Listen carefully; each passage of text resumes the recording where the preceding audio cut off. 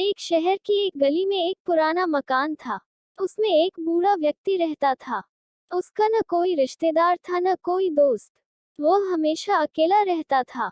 इस पुराने मकान के ठीक सामने एक छोटा सा घर था। उस घर में एक छोटा बच्चा रोहित अपने माता पिता के साथ रहता था।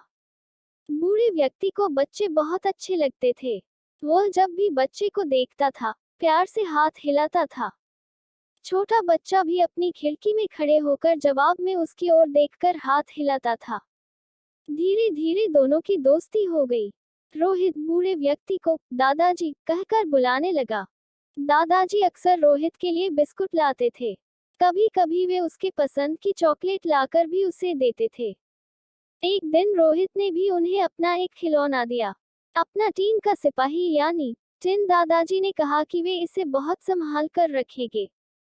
कुछ दिनों के बाद रोहित ने देखा कि दादाजी कहीं भी दिखाई ही दे रहे हैं। उनके मकान को तोड़ दिया गया और वहां पर एक बेहद बंगला बनाया गया। रोहित के पिता ने उस बंगले को खरीद लिया। रोहित और उसके माता पिता बंगले में रहने लगे। धीरे धीरे रोहित बड़ा होने लगा और बचपन के उन दादाजी को भूलने लगा। जब वह बड़ा हुआ और उसकी शादी हो गई, तब उसकी पत्नी भी वहीं रहने आई। एक दिन वह अपनी पत्नी के साथ बंगले के बगीचे में हाथ से एक गड्ढा खोद रहा था। वहां वह एक बीज बोना चाहता था, तभी उसकी उंगली में कुछ चुभा। उसने खोदकर देखा तो यह उसका अपना टिन सोल्जर था, जो उसने दादाजी को दिया था। उसकी तलवार की नोक रोहित की उंगली में चुभ गई थी।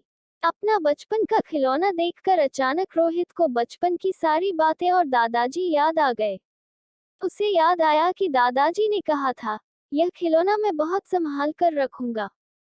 रोहित ने अपनी पत्नी को बचपन की वह सारी बातें सुनाई। सुनाते सुनाते उसकी आंखें भर आई। वो टिन सोल्जर रोहित ने अपने घर में सजा दिया। उसका यह पुराना खिलौना हमेशा उसे बचपन की मीठी यादों में ले जाता था। साथ ही उसे दादाजी भी याद आ जाते थे।